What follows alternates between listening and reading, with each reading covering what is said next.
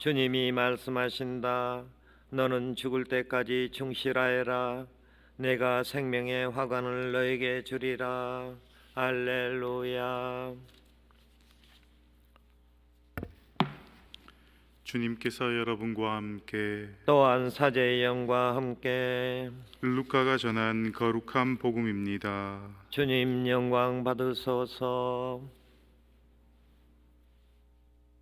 그때 몇몇 사람이 성전을 두고 그것이 아름다운 돌과 자원 예물로 꾸며졌다고 이야기하자 예수님께서 이르셨다. 너희가 보고 있는 저것들이 돌 하나도 다른 돌 위에 남아있지 않고 다 허물어질 때가 올 것이다. 그들이 예수님께 물었다. 스승님, 그러면 그런 일이 언제 일어나겠습니까? 또 그 일이 벌어지려고 할 때 어떤 표징이 나타나겠습니까? 예수님께서 이르셨다. 너희는 속는 일이 없도록 조심하여라. 많은 사람이 내 이름으로 와서 내가 그리스도다, 또 때가 가까웠다 하고 말할 것이다. 그들 뒤를 따라가지 마라. 그리고 너희는 전쟁과 반란이 일어났다는 소문을 듣더라도 무서워하지 마라. 그러한 일이 반드시 먼저 벌어지겠지만 그것이 바로 끝은 아니다. 이어서 그들에게 말씀하셨다. 민족과 민족이 맞서 일어나고 나라와 나라가 맞서 일어나며 큰 지진이 발생하고 곳곳에 기근과 전염병이 생길 것이다. 그리고 하늘에서는 무서운 일들과 큰 표징들이 일어날 것이다. 주님의 말씀입니다. 그리스도님 참여합니다.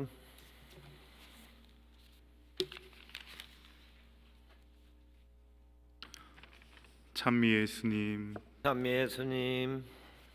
예, 저는 콘벤토 알 프란치스코 스토의 백승재 베네딕토 수사라고 합니다.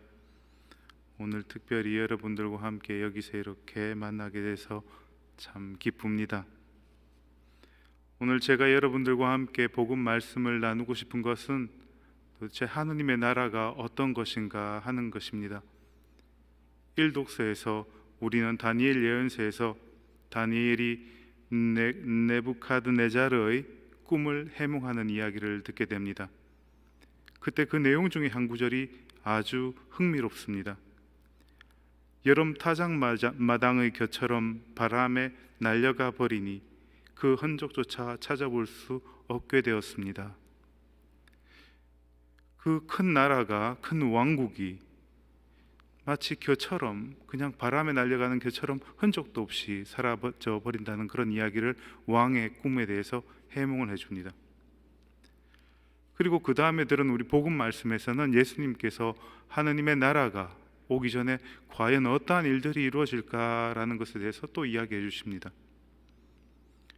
그 상황들은 지금 어쩌면 지금 상황과도 아주 유사한 그런 상황입니다. 그러나 아마 이 상황이 지금 우리가 살고 있는 이 상황과 비춰볼 때 유사하다고 생각되지만 사실 이런 이야기들은 몇백 년 전에도 1차 대전 때도 그 이전에도 중세시대에도 여러 번 반복되었던 상황들입니다. 그래서 예수님은 분명히 말씀하시죠. 때가 되었다. 나는 내가 그리스도이다 라고 하는 사람들이 나타날 때 그 뒤를 따라가지 말라라고 이야기하십니다. 그리고 바오로 사도도 데살로니가서에서 이렇게 이야기해 주시죠. 주님의 날이 이미 왔다고 말하더라도 쉽사리 마음이 흔들리거나 불안해하지 마십시오. 아마 여러분들 기억하실 겁니다. 그리스도 왕 대축일 지난주 주일날 복음 말씀에서 예수님이 빌라도 앞에서 했던 말씀입니다. 내 나라는 이 세상에 속하지 않는다. 내 나라가 이 세상에 속한다면 내 신하들이 싸워 내가 유다인들에게 넘어가지 않게 하였을 것이다. 그러나 내 나라는 여기에 속하지 않는다. 아니 그러면 이런 말씀들을 이렇게 우리 머릿속으로 생각해 볼 때 그럼 하나님 나라가 도대체 언제 어디서 그리고 어떤 모습으로 우리와 함께 있을까 하는 질문이 생기실 겁니다. 그런데 흥미롭게도 사도들도 우리와 똑같은 시대에 똑같은 질문들을 분명히 갖고 있었기 때문에 바오로 사도는 또 우리에게 이런 이야기를 남겨줍니다. 누구든지 하느님의 성전을 파괴하면 하느님께서도 그 자를 파멸시킬 것입니다. 하느님의 성전은 거룩하기 때문입니다. 여러분이 바로 하느님의 성전입니다. 엄청난 이야기죠. 여지껏 우리가 처음 예수님의 말씀을 듣고 난 다음에 복음 말씀 그리고 일독서에서 이야기를 듣고 난 다음에 하느님 나라는 것이 어떤가 대해서 두려움과 그리고 희망과 기대가 있었는데 이것이 바로 이루어지는 곳이 바로 여기 앉아있는 여러분들 각자 그리고 우리 안에 이런 것들이 이루어진다는 말씀입니다. 그러면 내가 내 자신을 돌아볼 때 과연 내 안에서 하느님 나라가 생겨날 만큼 그런 자격이 있는가?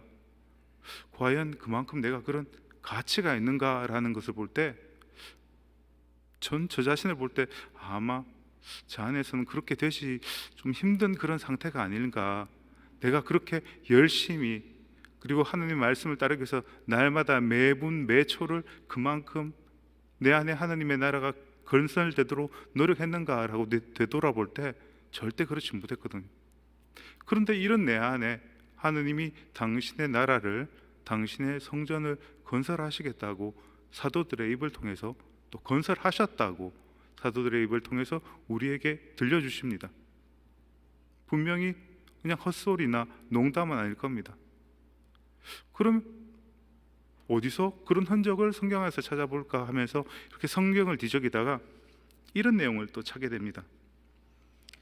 아마 겨자씨의 비유라고 여러분들 아마 저보다 더 잘 알고 계실 겁니다.